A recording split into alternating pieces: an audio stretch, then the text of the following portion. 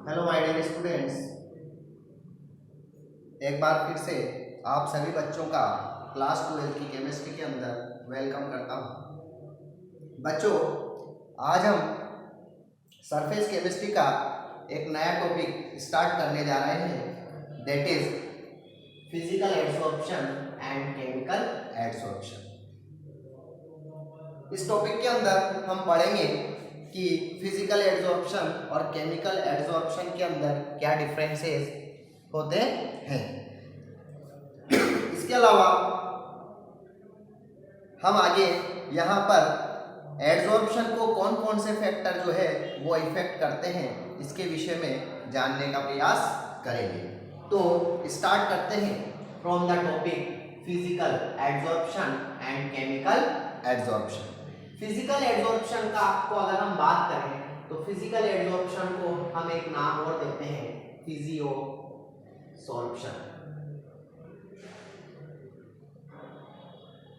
फिजियोसॉर्प्शन और chemical adsorption की अगर हम बात करें तो इसको हम बोलते हैं केमिसॉर्प्शन।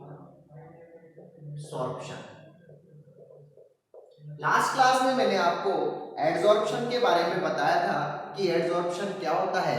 मैंने बताया था कि एडसॉर्बेंट सब्सटेंस पर एडसॉर्बेंट मॉलिक्यूल्स का एक्यूमुलेट कर जाना, चिपक जाना एडसॉर्प्शन कहलाता है।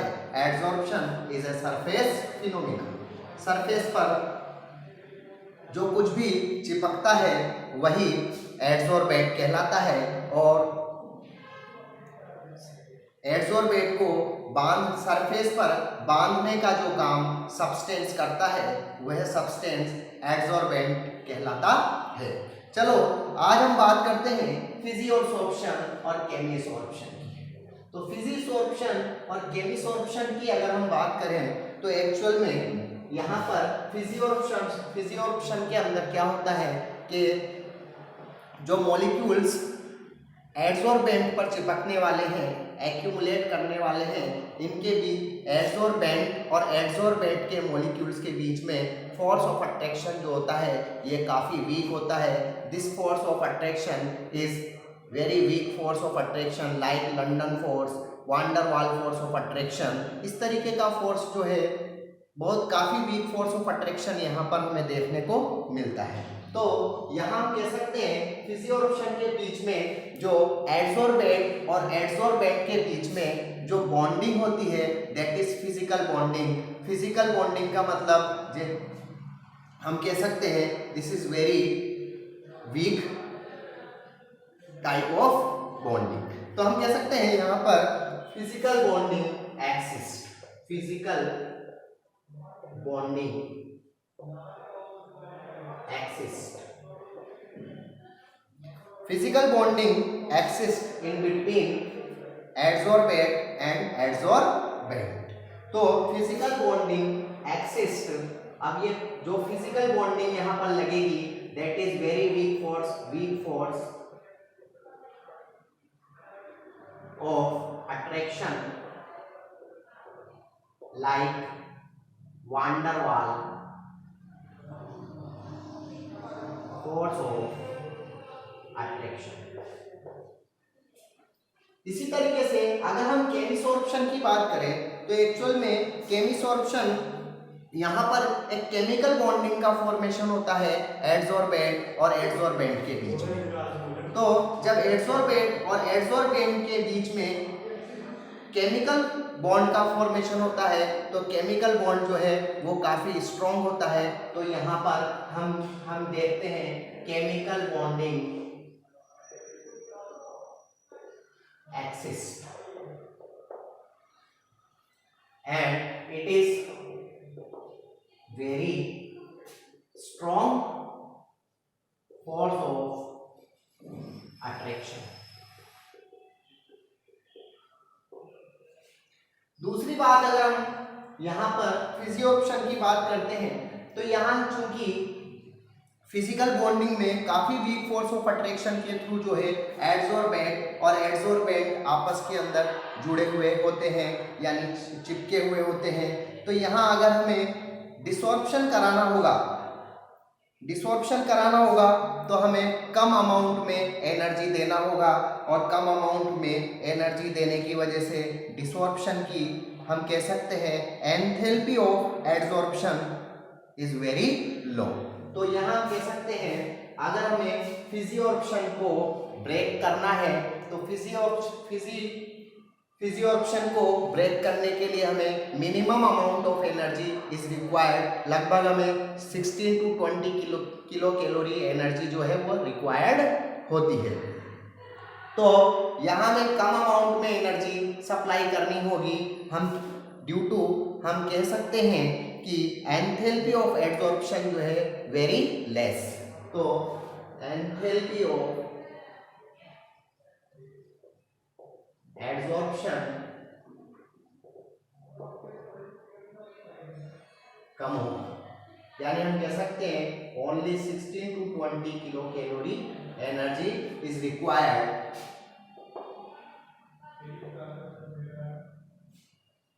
For desorption.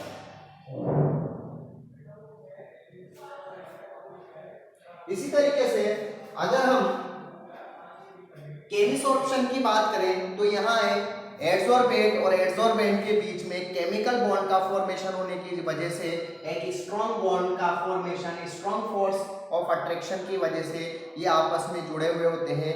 तो यहाँ अगर हम इस तरीके के केमिसॉर्प्शन को या केमिकल एडसॉर्प्शन को अगर ब्रेक करना चाहते हैं तो we need high amount of energy, और high amount of energy required होगी। इसका मतलब हम कह सकते हैं कि enthalpy of adsorption is maximum.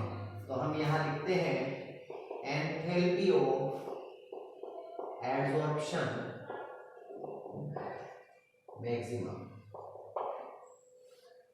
लगभग हमें यहाँ 200 से 300 किलो कैलोरी एनर्जी रिक्वायर्ड होगी। तो और फॉर डिसॉर्प्शन प्रोसेस। चलो तीसरा अगर हम पॉइंट की बात करें तो हम कह सकते हैं on rise the temperature physical adsorption decreases. जैसे आप इसे on rising the temperature physical adsorption increases, adsorption increases, physical adsorption increases. जैसे कि आप ऐसे इसको समझ सकते हैं, ये हमारे पास एक एडसॉर्बेंट है और इस एडसॉर्बेंट पर ये कुछ मॉलिक्यूल जो है वो चिपकना चाहते हैं। These are adsorbent. तो एडसॉर्बेंट पर एडसॉर्बेंट के मॉलिक्यूल्स जो है वो चिपके हुए हैं, एक्यूमुलेट होते हैं। अब मैं अगर यहाँ इसको गर्म कर दूं, इसको अगर मैं हीट करता हूं तो हीट करने पर ये एडसॉर्बेंट के मॉलिक्यूल जो है वो दूर दूर जाने लगेंगे, क्योंकि जनरली जो एडसॉर्बेंट के मॉलिक्यूल्स होते हैं, अच्छे जो एडसॉर्बेंट होते हैं वो गैस मॉलिक्यूल्स होते हैं, और एडसॉर्बेंट जो अच्छा एडसॉर्बेंट होता है वो जनरली सॉलिड होता है। भाई आप देख सकते हो कि सॉलिड एक अच्छा एडसॉर्बेंट होता है। आपने क्लास के अंदर बबल गम खाया और किसी सॉलिड पे ऐसे चिपका दिया, चिपकाने के बाद जब वह चिपक जाता है तो आप उसको वापस आसानी से वहां से हटा भी सकते हैं। तो this is the process of physisorption और फिजिकल एडसॉर्प्शन। तो यहाँ तो क्या आप पानी की सरफेस पर जो है चिपका सकते हो बबल गम को? नहीं चिपका सकते। तो इसका मतलब ये हुआ कि अच्छा जो एडसॉर्बेंट होता है वो सॉलिड होता है, और एडसॉर्बेंट जो अच्छे एडसॉर्बेंट होते हैं वो जनरली गैस होते हैं। तो यहां हम समझ सकते हैं कि एडसॉर्बेंट पर जब एडसॉर्बेंट के मॉलिक्यूल्स एक्यूमुलेट होते हैं, चिपके हुए होते हैं, जब हम इसको गर्म करते हैं तो पहले गैस के मॉलिक्यूल्स क्या होते हैं, वो उनकी काइनेटिक एनर्जी जो है वो बढ़ जाती है। टेम्परेचर बढ़ाने पर गैस के मॉलिक्यूल्स की काइनेटिक एनर्जी जो है वो इंक्रीज कर जाती है, और इंक्रीज कर जाने पर on rising the temperature adsorption जो है वो डिक्रीज होता चला जाता है। तो एडसॉर्प्शन जो होगा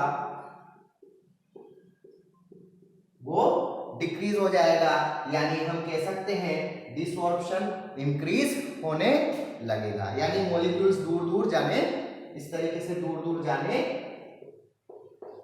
लगेंगे। तो हम कह सकते हैं एडसॉर्प्शन जो है वो डिक्रीज, तो टेम्परेचर राइज करने पर एडसॉर्प्शन जो है वो डिक्रीज होता चला जाता है। इसी तरीके से अगर यही केस हम केमिसॉर्प्शन के अंदर या केमिकल एडसॉर्प्शन के अंदर देखते हैं, तो हम क्या देखते हैं कि on rise the temperature rate of adsorption is increase first then decreases, बाद में डिक्रीज होने लगता है। तो on rising temperature adsorption increase first then decreases, बाद में डिक्रीज होने लगता है। तो इसको हम ऐसे समझ सकते हैं जैसे कि यहां ये हमारे पास एक एडसॉर्बेंट है जो एडसॉर्बेंट पर चिपका हुआ है। अब जब हम यहाँ पर इसको एनर्जी टेम्परेचर देते हैं,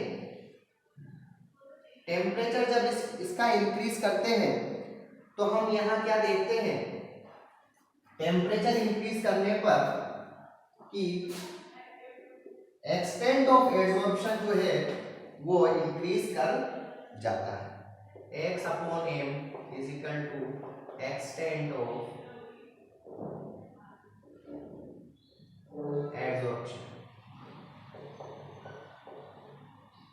एक्सटेंट ऑफ एडसॉर्प्शन जो है वो इंक्रीज कर जाता है। तो जनरली टेम्परेचर देने पर यहां पर दोनों के बीच में फोर्स ऑफ अट्रैक्शन काफी ज्यादा है, इस वजह से पहले यहां पर एडसॉर्प्शन, टेम्परेचर इंक्रीज करने पर एडसॉर्प्शन जो है वो इंक्रीज करता है, फिर धीरे धीरे और ज़्यादा टेम्परेचर जब आप इसको देते जाते हो तो ये एडसॉर्प्शन जो है वो डिक्रीज होने लगता है। यानी पहले तो जब टेम्परेचर दिया गया तो उस टेम्परेचर में यहाँ एडसॉर्बेंट और एडसॉर्बेंट के बीच में जो फोर्स ऑफ अट्रैक्शन था उसको बढ़ाने का काम किया, लेकिन बाद में ये धीरे धीरे ये फोर्स ऑफ अट्रैक्शन टूटने लगता है, एक्सटेंट ऑफ एडसॉर्प्शन जो है वो घटने लगता है, और घटने की वजह से हम कह सकते हैं कि एडसॉर्प्शन जो है वो डिक्रीज करने लगता है। इसी तरीके से हम ये कह सकते हैं for physical adsorption there is no need of activation energy, there is no need of activation energy for physical adsorption there is no need of activation energy, ये। जबकि अगर हम यही बात केमिकल एडसॉर्प्शन के लिए कहें तो यहां need of activation energy, need of activation energy. तो देखो यहां एक्चुअल में जब हमने टेम्परेचर राइज किया तो थोड़ा यहाँ पर फोर्स ऑफ अट्रैक्शन एडसॉर्बेंट और एडसॉर्बेंट के बीच में काफ़ी कम होने की वजह से, थोड़ा से टेम्परेचर की वजह से ही एडसॉर्बेंट के मॉलिक्यूल जो है वो एडसॉर्बेंट को छोड़ने लगते हैं, वहाँ से रिमूव होने लगते हैं। तो यहाँ पर किसी तरीके की हमें एक्टिवेशन की जो है वो रिक्वायरमेंट, एक्टिवेशन एनर्जी देने की रिक्वायरमेंट नहीं होती। लेकिन एक्चुअल में यहाँ इन एडसोर्बेंट और एडसोर्बेंट के बीच में काफी स्ट्रॉन्ग फोर्स ऑफ अट्रैक्शन होने की वजह से, काफी स्ट्रॉन्ग फोर्स ऑफ अट्रैक्शन होने की वजह से इनके अंदर अपनी खुद की सेल्फ एनर्जी मौजूद होती है। तो स्टार्टिंग में तो एड्सॉर्प्शन जो स्टार्ट नहीं होता, लेकिन जब इनको कुछ एनर्जी दी जाती है तो ये इफेक्टिव जो है, इफेक्टिव कोलिजन करने लगते हैं। और इफेक्टिव कोलिजन करने के लिए जैसे सपोज करो इस पोजीशन पर आप जाते हो, तो इफेक्टिव कोलिजन करने के लिए हमने इनको एक्टिवेशन एनर्जी सप्लाई की है। और एक्टिवेशन एनर्जी बढ़ने के बाद जब इनकी एक्टिवेशन एनर्जी बढ़ जाती है तब जाकर ये एडसोर्बेट और एडसोर्बेंट अलग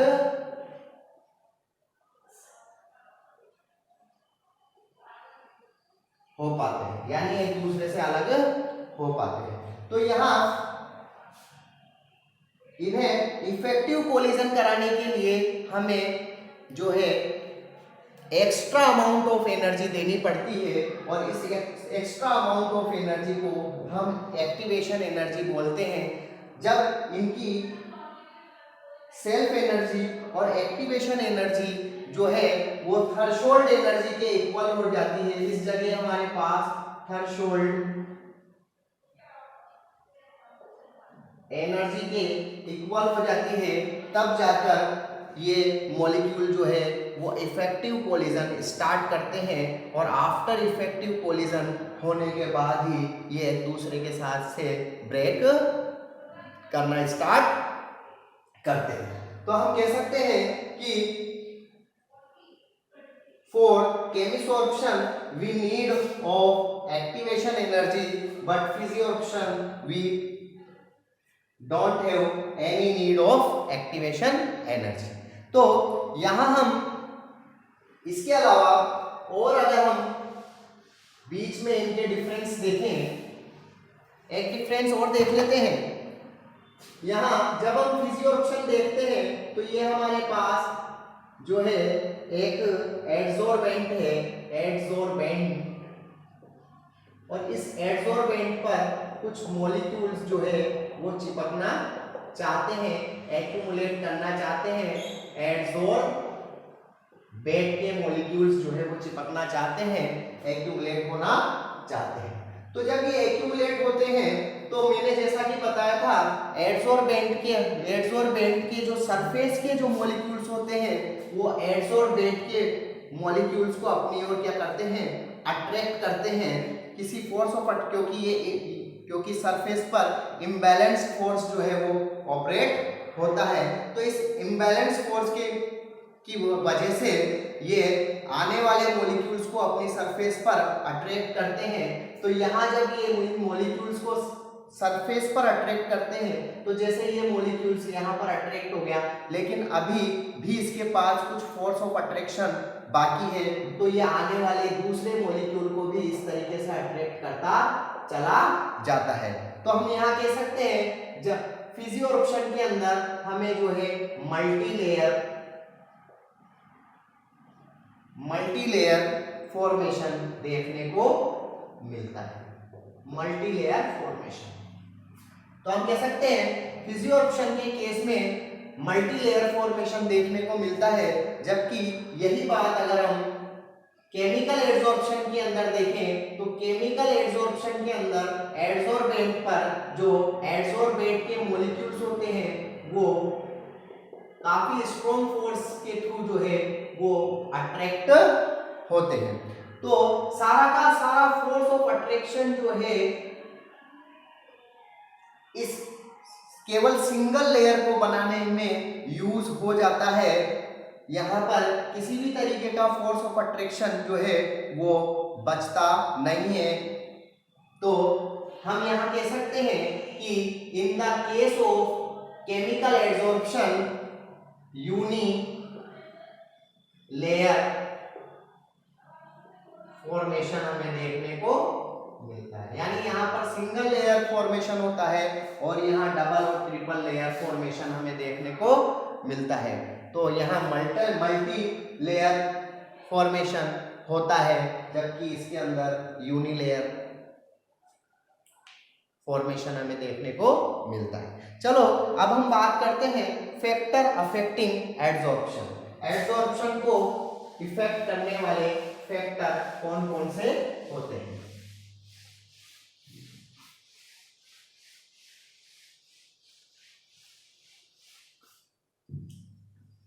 affecting factor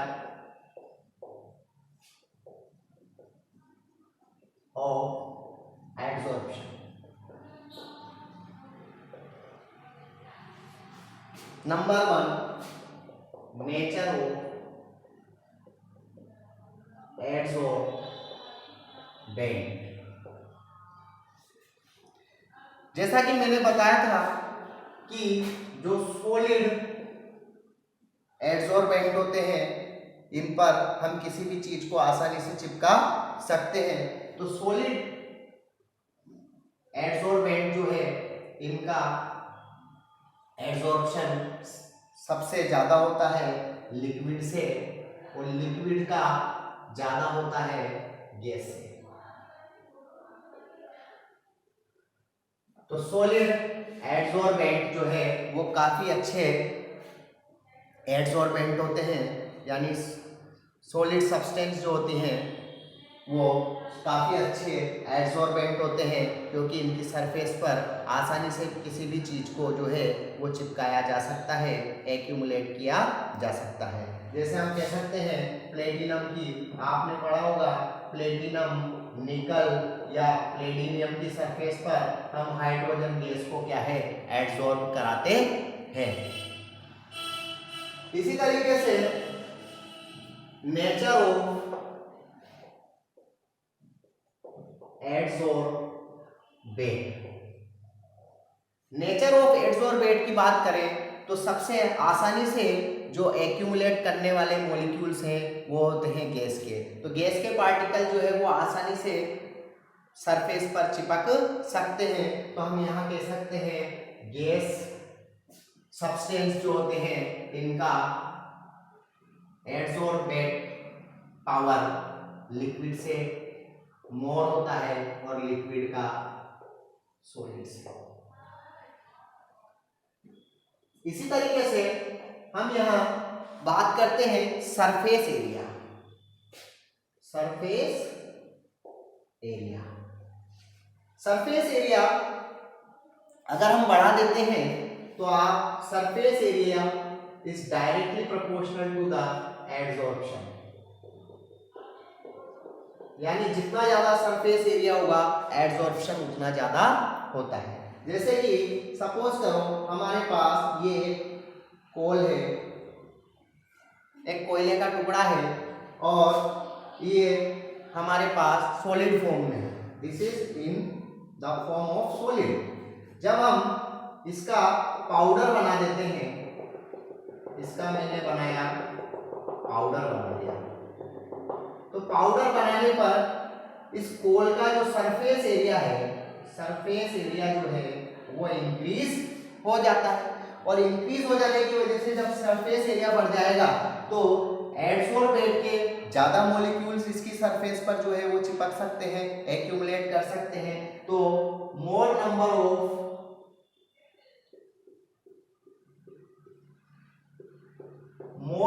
of adsorbent molecules can be accumulate on the surface. तो जैसे जैसे जितना ज्यादा सरफेस एरिया होगा हम कह सकते हैं एडसॉर्प्शन जो है उतना ज्यादा होगा, एडसॉर्प्शन बढ़ जाएगा। चलो नेक्स्ट हम बात करते हैं टेम्परेचर की। टेम्परेचर,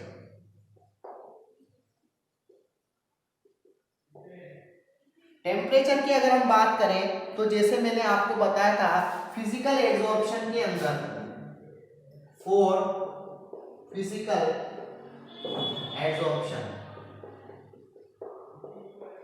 टेम्परेचर राइज करने पर टेम्परेचर राइज करने पर जो है एड्सॉर्प्शन जो है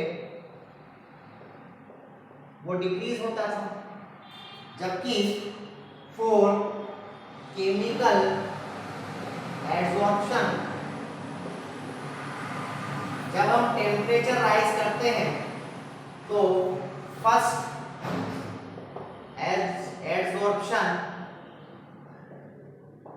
इंक्रीज करता है और देन डिक्रीज। इसी तरीके से हम जो है नेक्स्ट इफेक्ट देखते हैं liquefaction of gas. Liquefaction of gas,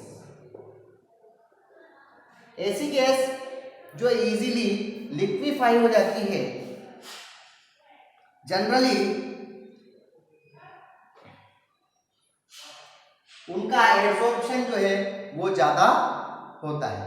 तो ऐसी गैसें जो आसानी से लिक्विफाई हो जाती हैं उनका एब्जॉर्प्शन जो है वो ज्यादा is directly proportional to the absorption. Why? तो इसके रीजन को हम समझते हैं। एक्चुअल में ये हमारे पास एक एड्सॉर्बेंट है और एड्सॉर्बेंट पर ये कुछ एड्सॉर्बेंट के मॉलिक्यूल जो है वो एक्यूमुलेट होना चाहते हैं। तो ये जो एड्सॉर्बेंट के मॉलिक्यूल्स हैं इनके मास को हम जो है x मान लेते हैं और जो एड्सॉर्बेंट है इसके मास को हम m मान लेते हैं। यानी x equal to mass of adsorbent और m is equal to mass of adsorbent. तो जब हम x अपॉन m की बात करते हैं तो x upon m is the extent of adsorption equal to x upon m। तो एक्सटेंट ऑफ एड्सॉर्प्शन जो होता है वो होता है x upon m।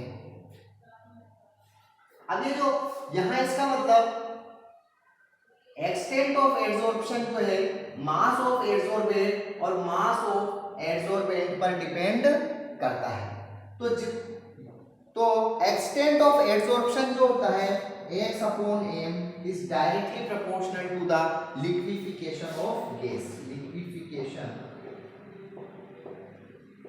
of gas. यानी हम कह सकते हैं कि कोई गैस जितनी ज्यादा लिक्विफाई होगी तो उस गैस के मॉलिक्यूल एक दूसरे के पास पास आने लगेंगे और पास आने लगेंगे तो उनका एक्सटेंट ऑफ एड्सॉर्प्शन जो है वो बढ़ जाएगा। एक्सटेंट ऑफ एड्सॉर्प्शन बढ़ने का मतलब है जितना ज्यादा गैस लिक्विफाई होता चला जाएगा उसका एक्सटेंट ऑफ एड्सॉर्प्शन जो है वो इंक्रीज होता चला जाता है और एक्सटेंट ऑफ एड्सॉर्प्शन जो होता है it is directly proportional to the critical temperature TC। Class 11th में हमने थर्मोडायनेमिक्स में क्रिटिकल टेम्परेचर के बारे में स्टडी किया है। तो एक्सटेंट ऑफ एड्सॉर्प्शन जो होता है वो क्रिटिकल टेम्परेचर के डायरेक्टली प्रोपोर्शनल होता है और क्रिटिकल टेम्परेचर जो है वो आवेगाद्रो कांस्टेंट के टर्म डायरेक्टली प्रोपोर्शनल होता है। तो यहाँ क्रिटिकल जो टेम्परेचर होता है this is directly proportional to the van der Waals constant और ये जो वान डेर वाल कांस्टेंट होता है ये डायरेक्टली प्रोपोर्शनल होता है मॉलिक्यूलर वेट पर, यानी मॉलिक्यूलर वेट पे डिपेंड करता है। तो हम कह सकते हैं किसी कंपाउंड का जितना ज्यादा मॉलिक्यूलर वेट होगा उसका एक्सटेंट ऑफ एडसॉर्प्शन उतना ज्यादा होगा और वो गैस उतना ज्यादा लिक्विफाई, उस गैस का लिक्विफिकेशन उतना ज्यादा होगा। तो जब हम टेम्परेचर को राइज करते हैं तो एक्सटेंट ऑफ एडसॉर्प्शन बढ़ जाता है और जिसकी वजह से गैस का लिक्विफिकेशन जो है वो स्टार्ट हो जाता है। तो जब हम एक्सटेंट ऑफ एडसॉर्प्शन को बढ़ाते हैं तो जैसे इसका हम एग्जांपल देखते हैं SO4 और CH4 विच इज मोर एडसॉर्ब, यानी इन दोनों में एडसॉर्ब ज्यादा कौन होगा। तो हम इन दोनों का मॉलिक्यूलर वेट निकालते हैं, सल्फर 32 ऑक्सीजन 16 into 4, तो 64 and 34 64 and 34 6 और 96, तो इसका मॉलिक्यूलर वेट आया हमारे पास 96 और यहाँ इसका मॉलिक्यूलर वेट निकालते हैं तो कार्बन का 12 और हाइड्रोजन का 4 यानी टोटल 16। तो यहाँ अगर आपसे कहा जाता है विच इज मोर एडसॉर्प्शन, यानी दोनों में से ज्यादा का एडसॉर्प्शन किसका है, तो यहाँ हम देख सकते हैं इसका मॉलिक्यूलर वेट जो है वो 96 है और इसका 60 है और मॉलिक्यूलर वेट ज्यादा है, इसका मतलब एक्सटेंट ऑफ एडसॉर्प्शन उसका ज्यादा है। तो ऐसी कंडीशन में जिसका एक्सटेंट ऑफ एडसॉर्प्शन ज्यादा होगा तो हम कह सकते हैं ज्यादा एडसॉर्बेंट के मॉलिक्यूल जो है वो एडसॉर्बेंट की सरफेस पर एक्यूमुलेट होंगे। तो हम कह सकते हैं SO4 का एडसॉर्प्शन जो है वो मीथेन के एडसॉर्प्शन से ज्यादा होता है। तो आई थिंक आपको ये जो कॉन्सेप्ट है फैक्टर अफेक्टिंग एडसॉर्प्शन ये क्लियर हुआ होगा। इसके बाद हम मिलते हैं नेक्स्ट वीडियो में किसी नेक्स्ट इंटरेस्टिंग टॉपिक के साथ। Good day.